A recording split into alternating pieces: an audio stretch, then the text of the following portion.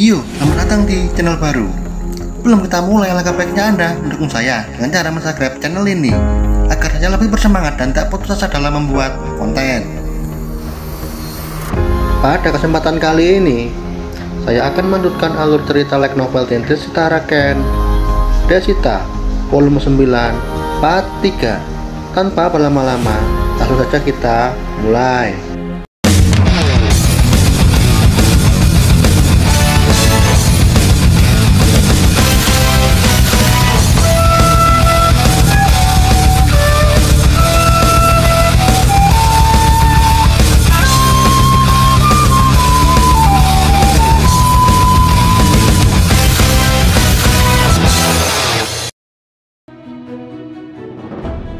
Cerita dilanjutkan dari datangnya Kiara dan Urushi di medan pertempuran. Tanpa peringatan, Kiara dan Urushi menghancurkan musuh-musuh kurang dari 10 menit. Dan semua musuh hilang tak tersisa. Itu adalah kekuatan sejati seorang pahlawan. Kiara sangat bangga dalam usianya yang sudah nenek-nenek. Kiara tidak mengira bahwa dirinya akan bisa menggunakan kekuatan barunya. Kemudian Kiara dan Urushi mengejar sisa musuh yang melarikan diri dan akan membantu Fran setelah semuanya selesai. Di sisi lain, Maya muncul dari dalam ledakan api yang sangat dahsyat setelah melenyapkan para musuh lalu turun menemui Fran. Ketika sampai, Fran menyambut Maya dengan pujian dengan mata yang terpenuhi bintang-bintang. Namun, tidak dengan Kuina. Dia menyambut Maya dengan tatapan dingin dan berkata, "Coba jelaskan, melakukan serangan seperti itu saat temanmu masih ada di sisimu." Dengan gagap Maya menjelaskan dengan berbagai alasan. Namun, Kuina masih tetap marah. Baginya, mungkin Fran dan dirinya bisa menghindari serangan itu, tapi bagaimana dengan petualang tingkat D, E, dan G? Melihat Maya tidak bisa menjawab, Kuina menghela nafas dan berkata, "Baiklah, mungkin sudah waktunya untuk meminum teh."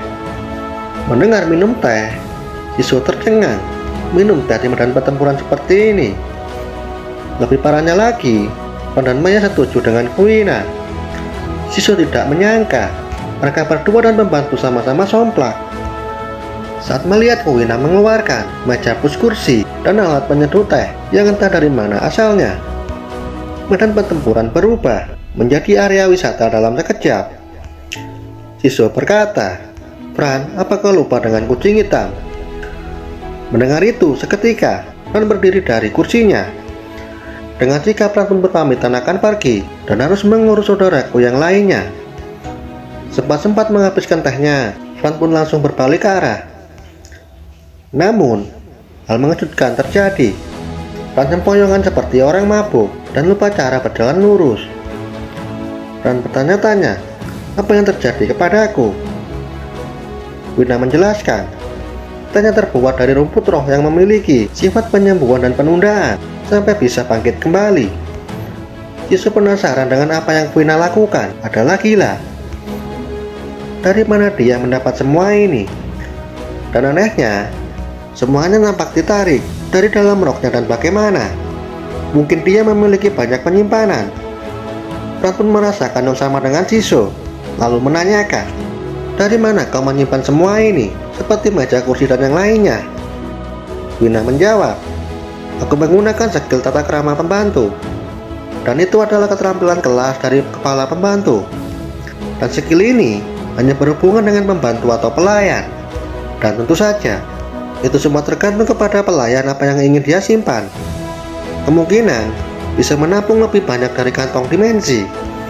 Bagi Shisho, ini adalah keterampilan aneh padahal bukan dalam space magic. Maya mengganti topik dengan memperkenalkan dirinya yang sebenarnya. Maya mengaku dirinya bernama Maya Narashima, putri Raja Binatang Buas Singa Api Emas rank D. "Aku Fran kucing hitam harimau langit hitam rank C." Setelah perkenalan, Maya menyerukan kecurigaannya kepada Shisho. "Fran, pedang macam apa itu? Tepatnya, pedangmu bisa melubangi pedangku, dan itu bukanlah pedang sihir biasa. Apakah punya nama atau pedang dewa?" Mendengar itu, Fran menunduk dan bingung harus bilang bagaimana. Namun bagi Fran, Sepertinya Maya benar-benar ingin menjadi temanku, dan aku ingin jujur kepadanya. Tapi tetap saja. Menanggapi kebisuan Fran dengan panik, Maya meminta maaf karena tidak seharusnya menanyakan hal itu. Sebagai ganti, Maya ingin Fran bercerita tentang rahasia dirinya. Dengan itu, Fran pun meminta bantuan Jisoo apa yang harus dikatakan. Tanpa basa-basi, Fran langsung tertuju kepada pedang Maya atas perintah Jisoo. Itu pedang yang sangat indah. Dengan bangga, Maya memberitahu karena Lin tinggal di dalamnya. Namun itu hanya penyamaran. Dan yang sebenarnya, pedang Maya bukan Dragblade, melainkan Lin Worm, pedang naga yang kejam, dan salah satu pedang dewa. Jisoo mengidentifikasi. Namun, yang Jisoo temukan hanyalah Dragblade. Jisoo berpikir, apakah pedang ini sangat kuat sehingga aku tidak bisa membacanya dengan baik? Lebih tepatnya, samar-samar. Pada saat yang sama, ekspresi Maya berubah masam karena Maya tidak bisa menggunakan kekuatan penuh pedangnya. Wina menyela, Anda tidak cocok untuk pedang sihir, tapi lebih cocok dengan pedang dewa. Dan itu sudah dikonfirmasi oleh Godsmith sendiri. Mendengar Godsmith, Jisoo langsung mengeluarkan suaranya. Mendengar suara orang lain, Wina dan Maya terkejut dan bertanya-tanya, siapa di sana? Fran tersenyum kecil dan berkata, itu adalah suara Jisoo. Di mana dia? Tanya Maya. Wina menambahkan, aku tidak bisa membacanya, bahkan aku tidak bisa merasakan kehadirannya. Fran pun meletakkan Jisoo di meja dan berkata, Jisoo ada di sini. Melihat itu, Maya terkejut. Pedang, apakah dia gurumu? Fran menjelaskan, Jisoo adalah pedang yang sangat-sangat super luar biasa. Dia adalah senjata cerdas. Jisoo memperkenalkan diri. Seperti yang dikatakan Fran, aku adalah Jisoo. Dan anggap saja, aku adalah pedang yang bisa berbicara. Sontak, Maya dan Wina matanya terbelalak. Bagi Maya, ini adalah penemuan yang luar biasa. Mendengar, pedang dewa itu sudah biasa. Akan tetapi, pedang cerdas hanya ada di dalam dongeng. Pedang dewa sangat kuat dan jumlahnya ada 26 pedang. Namun, pedang cerdas keberadaannya tidak pernah dikonfirmasi. Wina menyela, aku jauh lebih terkejut daripada saat pertama kali kita bertemu. Wina terkesan. Maya bertanya, bagaimana Jisoo bisa menjadi milikmu? Jisoo menjelaskan, ketika Fran masih seorang budak dan dirinya yang hampir mati karena dijadikan umpan pengalian para monster. Dan ketika Fran hampir mati, Fran menemukanku ketika aku terjebak di dalam tanah. Intinya, semua ada di episode 1. Mendengar cerita tragis tentang Fran, Maya menangis. Fran pun menambahkan cerita tentang kekuatan karakteristik Jisoo yang bisa bertambah kuat dengan cara menyerap kristal. Terlebih lagi, mereka tidak tahu asal-usul Jisoo berasal dari mana. Karena itu mereka berharap ada seorang Godsmith yang bisa mencari tahu tentang Jisoo. Mendengar itu, Maya menggelengkan kepala dan tidak menyangka ada pedang yang bisa bertambah kuat. Bahkan naga merah yang berada di dalam pedang Maya hanya bisa setara dengan Maya dan tidak bisa bertambah kuat melebihi majikannya. Fran berkata, jadi begitu. Tapi, Lin akan bertambah kuat jika dirimu bertambah semakin kuat. Dengan sombong Fran menambahkan, tapi tetap saja, Jisoo adalah yang terhebat dan akan menjadi pedang yang terhebat di dunia suatu nanti. Mendengar pernyataan Fran, Maya tertawa dan merespon bahwa Maya akan membuat naganya menjadi lebih kuat sebelum Jisoo menjadi lebih kuat dan akan membuat Lin sanggup menghancurkan sebuah kastil. Mendengar itu, sontak Fran menyela, itu mustahil. Menghancurkan kastil itu akan memakan waktu. Seekor naga setidaknya hanya dapat menghancurkan dalam jangkauan 100 meter. Sontak Maya kecewa. Nani? Fran bertanya, bagaimana kau bisa mendapat naga? Maya menjelaskan pertemuannya dengan Lin. Jadi, Maya sering menjelajahi reruntuhan kuno. dan pada akhirnya menemukan sebuah ruangan tersembunyi yang dimana Lin diabadikan di dalamnya. Kemudian Maya mengambilnya dan membawanya ke Godsmith. Dan pada saat itulah Maya tahu apa itu. Kemudian cerita dilanjutkan hingga Fran memberitahu bahwa Sisu adalah reinkarnasi, hingga Maya menyatakan ingin menjadi teman Fran. Beberapa waktu berlalu, mereka mulai membicarakan rencana selanjutnya, yaitu mengejar para iblis yang tersisa. Saat hendak mereka bergerak, secara tiba-tiba gelombang mana besar terasa bergerak mendekat dengan cepat. Gelombang mana tersebut benar-benar membuat Maya dan Fran menelan ludah dan ketakutan. Saat lebih dekat, aura kebencian yang terasa sangat besar semakin mengerikan. Dan ketika terlihat, seorang wanita muda muncul dengan item yang lengkap.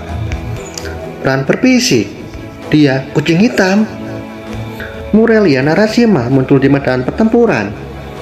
Melihat medan pertempuran, Murelia tidak menyangka seluruh pasukannya telah dimusnahkan oleh ketiga perempuan ini. Namun itu tidak masalah bagi Murelia. Pada saat yang sama, semua mayat monster perlahan bersinar dan menjadi sebuah cahaya.